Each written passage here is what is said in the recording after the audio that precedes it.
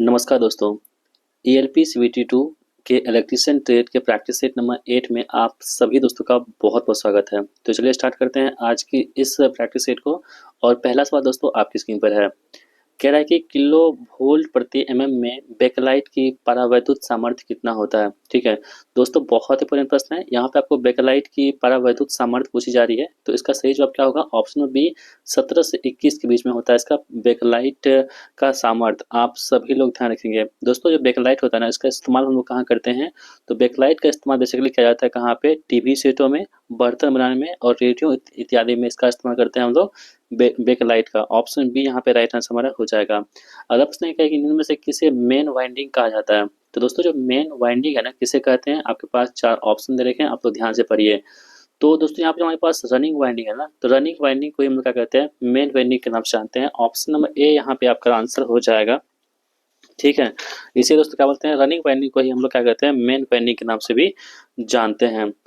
ठीक है, चलिए बढ़ते हैं दोस्तों अगले प्रश्न की ओर। अगला प्रश्न क्या कह रहा है कि कौन सा मोटर मिक्सचर ग्राइंडर में प्रयोग होता है? तो दोस्तों, ऐसा कौन सा मोटर है ना, वो मिक्सचर ग्राइंडर में प्रयोग होता है? ये दोस्तों इतना मोस्ट इंपोर्टेंट प्रश्न है ना, सभी एग्जाम, जितने भी इलेक्ट्रिशियन एग्जाम होते हैं भारत में, सभी एग्जाम में प्रश्न पूछे जाते हैं। तो आपके LPCVT 2 में भी एग्जाम पूछे जाएंगे कि जो मिक्सचर ग्राइंडर होता है, इसमें किस प्रकार के मोटर का इस्तेमाल करते हैं हम लोग। आप सभी लोग ध्यान रखेंगे दोस्तों। जो हमारे पास यूनिवर्सल मोटर होता है ना, इसी का इस्तेमाल होता है किसमें? तो मिक्सर ग्राइंडर में। ठीक है, आप लोग ध्यान रखेंगे दोस्तों। ये यूनिवर्सल मोटर इसलिए उपयुक्त होता है क्योंकि ये मोटर जो है ना, AC और DC दोनों पर काम करता है। और इसकी जो संरचना होती है, ये DC श्रेणी मोटर के समान होती है। ठीक है, इस बात को आप ध्यान रखेंगे, इम्पोर्टेंट यहाँ पे हो जाएगा। अगला क्वेश्चन है कि स्किन इफेक्ट यानी कि त्वचा प्रभाव केवल डैश आवृत्ति पर दृश्य होता है। यानी जो स्किन इफेक्ट होती है ना, कितने आवृत्ति पर वो दृश्य होती है, दिखाई देती है? तो दोस्तों, आप सभी लोग ध्यान रखेंगे, जो उच्च आवृत्तियों पे क्या कहते हैं? दृश्य होती है, दिखाई देती हैं। ऑप्शन नंबर सी यहाँ पे राइट आंसर हमारा हो जाएगा। मध्यम संचरण की लंबाई कितनी होती है? ठीक है, यानी जो मीडियम ट्रांसमिशन होती है, मध्यम संचरण, इसकी लंबाई कितनी होती है? आपको इसका जवाब बताना है। ठीक है दोस्तों, इसका सही जवाब क्या होगा? 50 से 150 किलोमीटर के बीच में होती है किसकी? मध्यम संचरण की लंबाई। ऑप्शन सी यहाँ पे राइट आंसर हमारा हो जाएगा। ठीक है, और दोस्तों आपको पूछे कि लंबी ट्रांसमिशन लाइन की लंबाई कितनी हो जाएगी, तो आपके पास 150 किलोमीटर से अधिक जो है वो लंबी ट्रांसमिशन की लंबाई हो जाएगी। इसे भी आप लोग ध्यान रखेंगे, इंपॉर्टेंट आप सभी के लिए होगा यहाँ पे। अगला प्रश्न कह रहा है कि फेरांटी प्रभाव देखा जाता है, यानी जो फेरांटी प्रभाव हमारे पास है वो किसमें आपको देखा जाएगा? तो दोस्तों, जो फेरांटी प्रभाव होता है, ये AC लाइन में देखा जाता है। किसमें? AC लाइन में देखा जाता है, ना कि DC लाइन में। आप लोग ध्यान रखिएगा, इंपॉर्टेंट आप सभी के लिए होता है। अगला क्वेश्चन कह रहा है कि यदि संचलन लाइन की दिशा बदलनी हो तो किस प्रकार के विद्युत रोधक का प्रयोग किया जाता है? यानी कि जो ट्रांसमिशन लाइन की दिशा जो होती है, उसको यदि आप बदलना हो तो किस प्रकार के विद्युत रोधक यानी कि इंसुलेटर का इस्तेमाल करेंगे? तो दोस्तों, आप ध्यान रखेंगे, जो विकृति टाइप होती है ना, स्ट्रेन टाइप के जो इंसुलेटर होते हैं, इसका इस्तेमाल करते हैं हम लोग संचलन लाइन की दिशा को बदलने के लिए। Option C will be the right answer of this question. Next question is, एक डायोड अग्र अभिनीत होता है यदि, जैसे यदि हम डायोड की हम बात करेंगे, तो अग्र अभिनीति कब होगा? कंडीशन आपके पास दे रखा है, आपके पास 4 ऑप्शन दे रखे हैं। ठीक है दोस्तों, जब कैथोड के सापेक्ष एनोड धनात्मक होता है ना, तब कोई भी डायोड जो होती है वो अग्र अभिनीत होता है। ऑप्शन ए यहाँ पे राइट आंसर हमारा हो जाएगा। चलिए बढ़ते हैं अगले प्रश्न की ओर। क्या है कि एक आदर्श डायोड होता है, यानी जो आदर्श डायोड होता है, आइडियल डायोड होता है, इसमें क्या होता है? ठीक है, आप क्वेश्चन को भी ध्यान से पढ़िए, इसका आंसर निकालने की कोशिश कीजिए। तो दोस्तों, एक आदर्श डायोड जो होता है ना, इसमें क्या होते हैं? ना धारा नियंत्रित न धारा नियंत्रित, न वोल्टता नियंत्रित प्रतिरोध होता है। यानी कि ऑप्शन नंबर सी यहाँ पे राइट आंसर हमारा हो जाएगा। दोस्तों, एक आदर्श डायोड का जो प्रतिरोध होता है वो क्या होता है? शून्य होता है। इस बात को भी आप याद में रखिएगा कि एक आदर्श डायोड का जो प्रतिरोध होता है क्या होता है? हमेशा शून्य होता है। ठीक है, चलिए अगला अगला प्रश्न कह रहा है कि मार्ग प्रकाश यानी कि स्ट्रीट लाइटिंग में कौन से लैंप उपयुक्त होता है? यानी जो स्ट्रीट लाइटिंग होती है ना, इसमें किस प्रकार के लैंप का इस्तेमाल किया जाता है? दोस्तों, जो LED होता है, लाइट इमिटिंग डायोड, इसी इसी का इस्तेमाल करते हैं हम लोग किसमें लिए? स्ट्रीट लाइटिंग के लिए इस्तेमाल करते हैं। ऑप्शन ए यहाँ पे राइट आंसर हमारा हो जाएगा। ठीक है, चलिए बढ़ते हैं दोस्तों। दोस्तों, एक बात और ध्यान रखिएगा आप लोग, जो LED होता है ना, ये कितने वोल्ट पे काम करता है? तो ये 3 वोल्ट पे काम करता है। LED कितने वोल्ट पर? 3 वोल्ट पे सामान्यतः ये काम करता है। इस बात को भी आप ध्यान रखिएगा। अगला प्रश्न है कि एक ब्रिज रेक्टिफायर की तुलना में एक FW रेक्टिफायर की जाती है। ठीक है, तो दोस्तों ऑप्शन नंबर सी यानी कि F2 रेक्टिफायर की जब तुलना में वोल्टेज दोगुनी होती है, इसलिए हम क्या करते हैं ब्रिज रेक्टिफायर की तुलना में इसका उपयोग किया जाता है। ऑप्शन सी यहाँ पे राइट आंसर हो जाएगा। अगला प्रश्न यहाँ पे क्या रहा है कि एक सेकेंड दोस्तों, 12 का आंसर क्या होगा? पहला और चौथा दोनों, एक सेकेंड, पहला और चौथा आंसर होगा, ठीक है। एक और चार आंसर होगा, यहाँ पर गलती हो गया हमसे, पहला और चौथा यहाँ पर आंसर होगा, ठीक है। चलिए बढ़ते हैं अगले प्रश्न की ओर। एक थर्मल पावर प्लांट की संपूर्ण थर्मल दक्षता लगभग कितनी होती है? तो दोस्तों एक थर्मल पावर प्लांट है, इसकी संपूर्ण थर्मल दक्षता लगभग कितनी होती है? आप सभी लोग ध्यान रखेंगे 25% से लेकर के 30% के बीच में होती है, ठीक है। अगला सवाल है कि घरेलू परिपथ में प्रयुक्त वह सुरक्षा प्रणाली जो किसी को बिजली का झटका लगने पर ट्रिप हो जाती है, वह कौन सी होती है? तो दोस्तों आप लोग ध्यान रखें, उसे बोलते हैं MCB, मिनिएचर सर्किट ब्रेकर कहते हैं, जो क्या होती है, झटका लगने पर वो ट्रिप हो जाती है, ठीक है। बिल्कुल सही जवाब होगा ऑप्शन नंबर ए। अगला प्रश्न है कि ग्रिड सिंक्रोनाइजेशन के लिए फेज एंगल की अधिकतम सीमा कितनी होती है? तो दोस्तों जो ग्रिड सिंक्रोनाइजेशन है इसके लिए फेज एंगल की अधिकतम सीमा कितनी हो जाएगी? दोस्तों ±20 डिग्री होती है ग्रिड सिंक्रोनाइजेशन के लिए अधिकतम फेज एंगल। अगला सवाल है कि डैश सिंगल फेज मोटर का घूमने वाला भाग होता है, यानी कि जो सिंगल फेज मोटर होता है दोस्तों उसका घूमने वाला भाग क्या होता है आपको बताना है दोस्तों। तो रोटर जो होता है ना, ये सिंगल फेज मोटर का क्या होता है, घूमने वाला भाग होता है, ठीक है। अगला प्रश्न है कि चित्र में दिखाए गए परिपथ का काल स्थिरांक कितना होगा? यहाँ पे आपको जो चित्र दिखाए गए हैं इस परिपथ में जो काल स्थिरांक कितना होगा आपको बताना है दोस्तों। इसका आंसर क्या होगा? ऑप्शन नंबर डी 8 RC/3 यहाँ पे आंसर हो जाएगा हमारा। स्विचों को डैश एसेसरीज के रूप में वर्गीकृत किया गया है। तो जो स्विच होते हैं इसको हम लोग कंट्रोलिंग एसेसरीज के रूप में वर्गीकृत करते हैं। ऑप्शन डी यहाँ पे राइट आंसर हमारा हो जाएगा। सिंगल फेज सर्किट कितने वोल्टेज पर जोड़ा जाता है? तो दोस्तों जो सिंगल फेज सर्किट होता है ना, इसको कितने वोल्टेज पर जोड़ते हैं आप ध्यान रखेंगे, 220 वोल्ट पर सिंगल फेज सर्किट को जोड़ा जाता है। अगला प्रश्न है कि डैश पीजो इलेक्ट्रिक सामग्री का एक उदाहरण है, ठीक है। तो दोस्तों जो क्वार्ट्ज होती है ना, क्वार्ट्ज यही क्या होते हैं आपके पीजो इलेक्ट्रिक का क्या होता है, उदाहरण होता है। ऑप्शन बी यहाँ पे राइट आंसर हमारा हो जाएगा। इंडक्शन जो मोटर है, इंडक्शन मीटर कितनी धारा का संचालन कर सकता है? तो दोस्तों जो इंडक्शन मीटर होता है कितनी धारा का संचालन कर सकता है आप लोग ध्यान रखिएगा, 100 एम्पियर तक की धारा को संचालित कर सकता है कौन सा? Induction motor. ऑप्शन बी यहाँ पे राइट आंसर हमारा होगा। चलित लो यानी कि मूविंग आयरन मीटर का परिचालन निम्नलिखित में से किस पर आधारित होता है? तो दोस्तों जो चलित लो होता है यानी मूविंग आयरन है, इसका जो मीटर है इसका परिचालन किस पर आधारित होती है? तो आप सभी लोग ध्यान रखेंगे, ये विद्युत चुंबकीय प्रभाव पर क्या होते हैं, इसका जो सिद्धांत परिचालन आधारित होता है। अगला प्रश्न है कि सूचक यंत्रों में स्प्रिंगों का प्रयोग किया जाता है, मुख्यतः क्यों करते हैं दोस्तों? क्योंकि संकेतक गति के नियंत्रण के लिए हम लोग क्या करते हैं, सूचक यंत्रों में स्प्रिंग का इस्तेमाल करते हैं। ऑप्शन बी राइट आंसर हमारे यहाँ पे हो जाएगा। बढ़ते हैं अगले सवाल की ओर। वोल्टमीटर के मुकाबले पोटेंशियोमीटर को अधिक पसंद किया जाता है, क्यों? तो वोल्टमीटर के मुकाबले में पोटेंशियोमीटर को अधिक इस्तेमाल इसलिए किया जाता है क्योंकि दोस्तों विभव मापी जो होते हैं ना, वो परिपथ से विद्युत नहीं लेता है, इसलिए इसका इस्तेमाल हम लोग क्या करते हैं, ज़्यादातर रूप में करते हैं। अगला प्रश्न है कि 3 फेज पिंजरी यानी कि स्क्वायरल प्रारूपी प्रेरण मोटर के संबंध में निम्नलिखित में से कौन से कथन यहाँ पे गलत दे रखे हैं? आपके पास 4 ऑप्शन दे रखे हैं, वीडियो को पॉज कीजिए और खुद से इसका आंसर ढूंढने की कोशिश कीजिए, ठीक है। आई होप दोस्तों आपने आंसर बना लिया होगा। इसका आंसर होगा ऑप्शन नंबर डी, यानी कि सभी कथन यहाँ पे सही दे रखे हैं, कोई भी कथन यहाँ पे गलत नहीं है। एक डायरेक्ट ऑनलाइन स्टार्टर मोटर को किस सीमा तक चालू करने के लिए प्रयोग किया जाता है? तो एक डायरेक्ट ऑनलाइन स्टार्टर मोटर यानी कि आप इसे बोल सकते हैं DOL, ठीक है, डायरेक्ट ऑनलाइन मोटर को किस सीमा तक चालू करने के लिए प्रयोग करते हैं हम लोग? तो दोस्तों आप ध्यान रखेंगे 5 एम्पियर 5 HP तक की सीमा तक चालू करने के लिए प्रयोग करते हैं। उपयोगी फ्लक्स का न्यूनतम मान निम्नलिखित में से किस पर निर्भर करता है? तो उपयोगी फ्लक्स का जो न्यूनतम मान होता है दोस्तों, ये किस पर निर्भर करता है? आप सभी लोग ध्यान रखेंगे, लोड पर निर्भर करता है। किस पे? लोड पर निर्भर करता है। 3 फेज इंडक्शन मोटर की कार्य कुशलता निम्नलिखित में से किसके लगभग समानुपातिक होती है? तो दोस्तों आप ध्यान रखेंगे 1 - S से क्या होते हैं यहाँ पे, आनुपातिक होती है लगभग में। DOL स्टार्टर द्वारा शुरू किए जाने वाले किसी 3 फेज प्रेरण मोटर में शॉर्ट सर्किट के विरुद्ध सुरक्षा किससे दी जाती है? ठीक है, तो शॉर्ट सर्किट के विरुद्ध सुरक्षा दी जाती है बैकअप फ्यूज से क्या होती है, इसमें शॉर्ट सर्किट की सुरक्षा दी जाती है। सिलिकॉन ट्रांजिस्टर में धारा चालन प्रारंभ करने के लिए आवश्यक न्यूनतम अग्रिम वोल्टता कितनी होती है? दोस्तों एक होता है सिलिकॉन, एक होता है जर्मेनियम। तो यहाँ पे किसकी बात हो रही है? सिलिकॉन की बात हो रही है। तो सिलिकॉन ट्रांजिस्टर में धारा चालन प्रारंभ करने के लिए आवश्यक न्यूनतम अग्रिम वोल्टता जो हो जाएगी दोस्तों वो कितनी हो जाएगी? आप सभी लोग ध्यान रखेंगे 0.7 वोल्ट हो जाएगी। ठीक है, वह दोस्तों हम बात करें अगर जर्मेनियम की, जर्मेनियम में कितना हो जाएगा? तो 0.3 हो जाएगा। इस बात को भी आप ध्यान रखेंगे। आपको सिलिकॉन पूछेगा तो 0.7 वोल्ट, ठीक है, जबकि आपको जर्मेनियम पूछेगा तो दोस्तों 0.3 वोल्ट होता है। और दोनों दोस्तों ये क्या होते हैं? अर्धचालक होता है। ठीक है, इसके बाहरी इलेक्ट्रिक कितने होते हैं? 4 होते हैं। इसे भी आप लोग ध्यान रखिएगा। अगला प्रश्न कह रहा है कि 3 फेज स्टार कॉन्फ़िगरेशन मोटर में होता है, क्या होता है?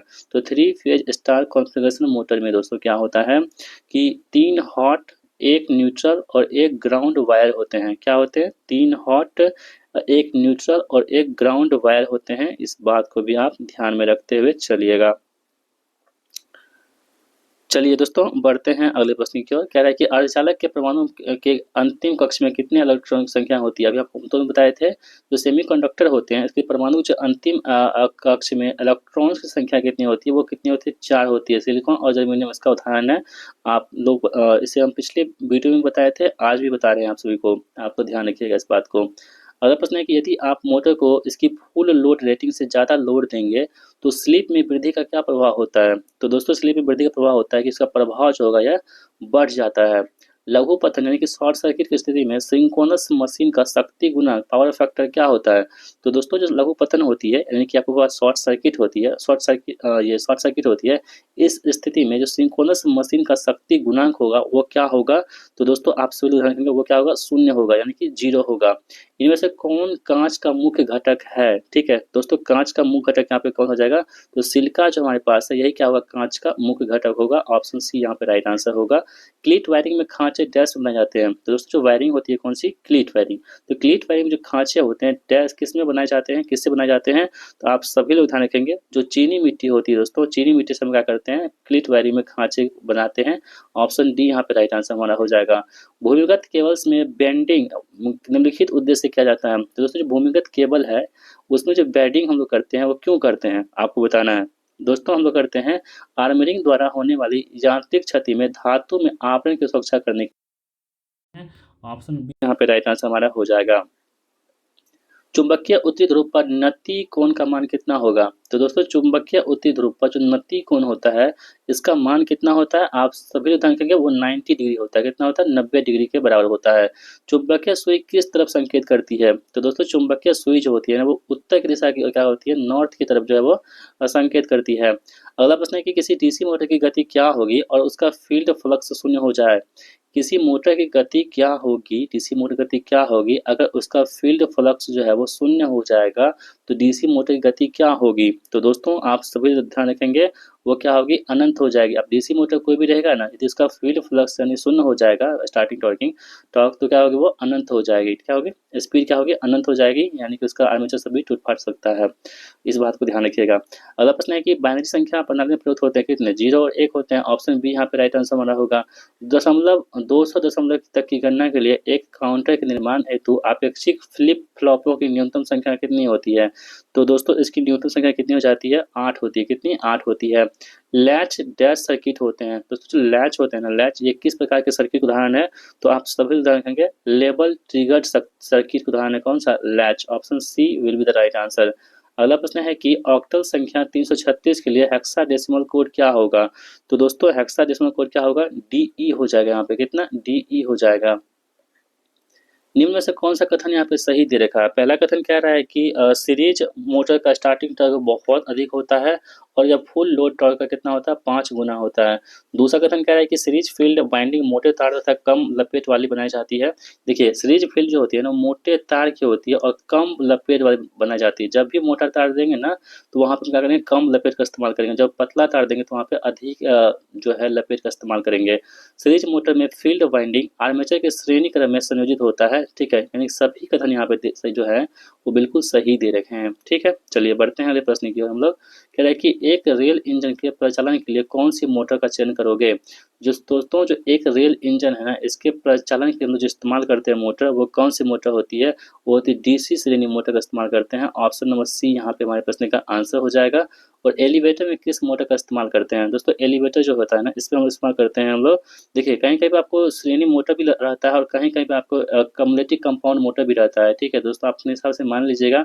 इसका जो बुक में आंसर दे रखा है वो सीरीज मोटर दे रखा है, लेकिन दोस्तों हमें लगता है कि इसका आंसर बी भी होना चाहिए। ठीक है, आप लोग क्या सोचते हैं इसके बारे में? अपना कमेंट बॉक्स में लिखिएगा कि एलिवेटर में किस मोटर का इस्तेमाल करते हैं। आप लोग कमेंट बॉक्स बताइएगा कि इसका आंसर सही क्या होगा।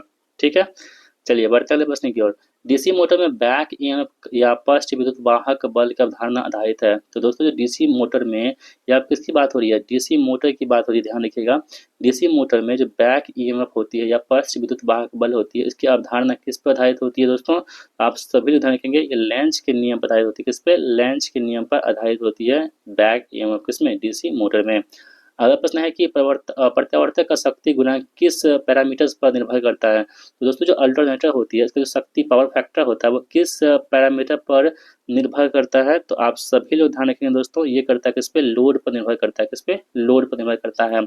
प्रत्यावर्तक यानी कि अल्टरनेटर उस समय अधिकतम शक्ति प्रदान करता है जब भार कोण कितना हो?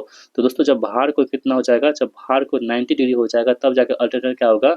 अधिकतम शक्ति को प्रदान करेगा। ऑप्शन नंबर ए यहाँ पे राइट आंसर हमारा हो जाएगा। यदि किसी भवन के वायरिंग में 60 वाट बल्बों के 20 पॉइंट्स और चार पंखे 100 वाट के हैं और 240 वोल्ट सप्लाई सिस्टम के लिए अनुमोदित इंसुलेशन प्रतिरोध कितना होगा?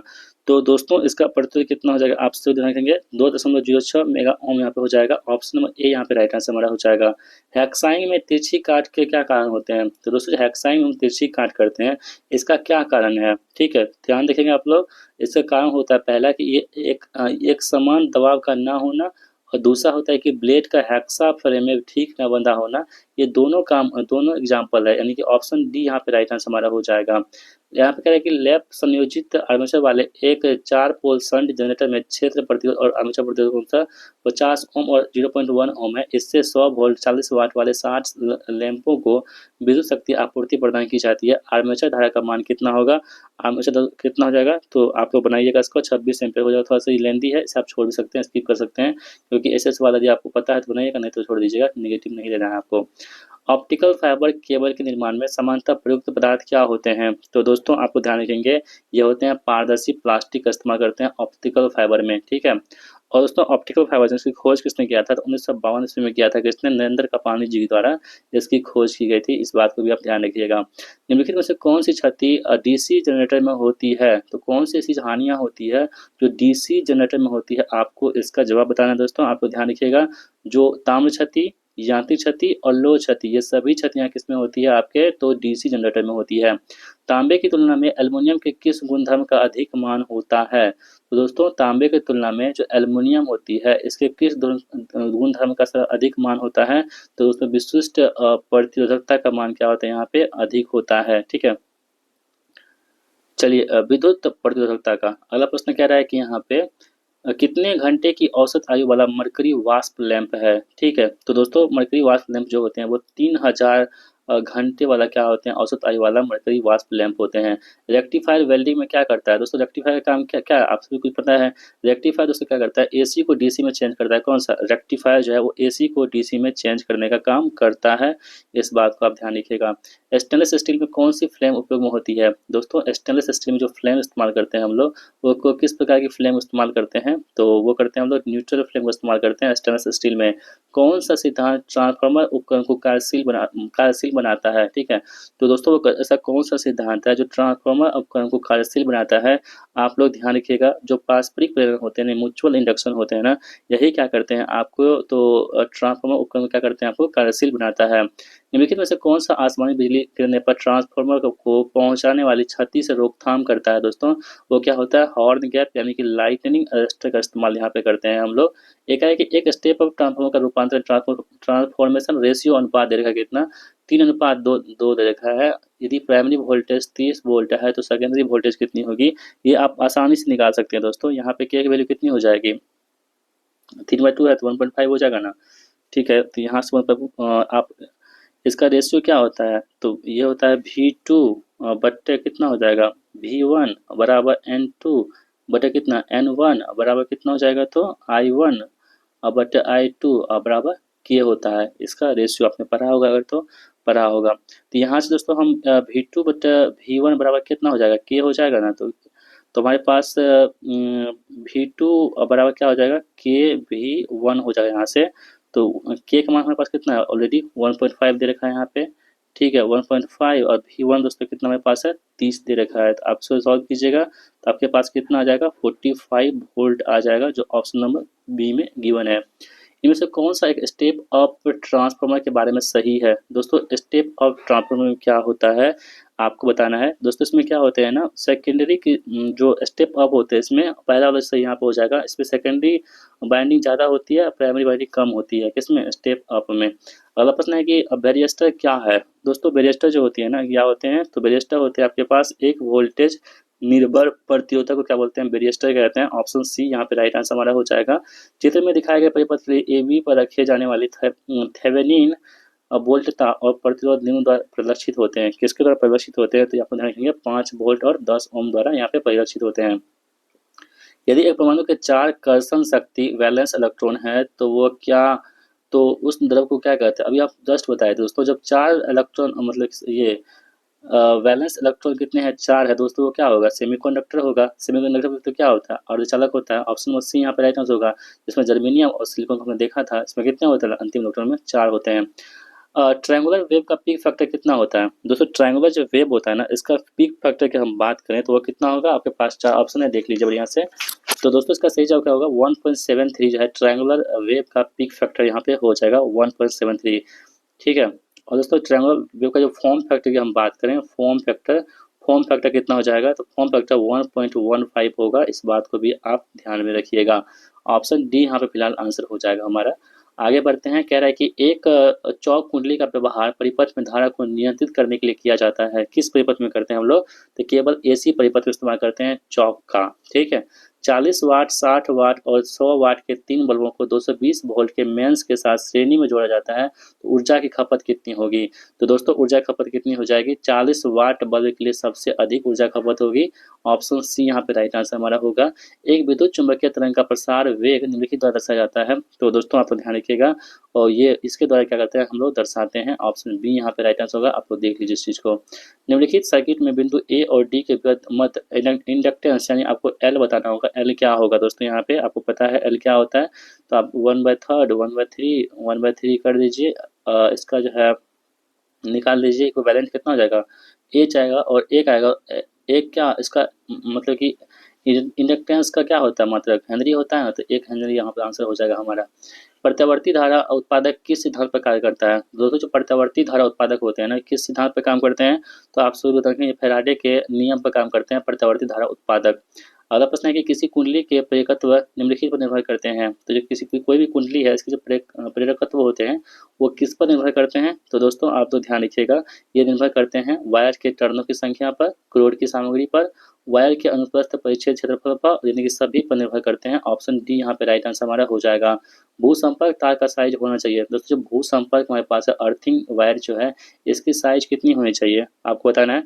तो दोस्तों ये फेज और न्यूट्रल तार से अधिक होनी चाहिए। किसकी साइज, तो भू संपर्क तार की, ठीक है।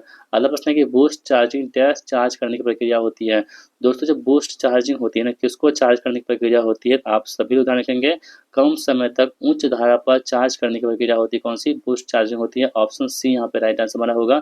चित्र में सभी स्विच को बंद करने पे क्या होगा, आपके पास एक चित्र दे रखा है, इसमें आप यदि हम सभी स्विच को हम बंद कर देंगे तो क्या होगा, दूसरे का हम सभी स्विच को हम बंद कर देते हैं यहाँ पे, तो क्या होगा, ना ही L1 और ना ही L2 प्रकाशित होंगे। तो ऑप्शन डी यहाँ पे सही जवाब हमारा हो जाएगा।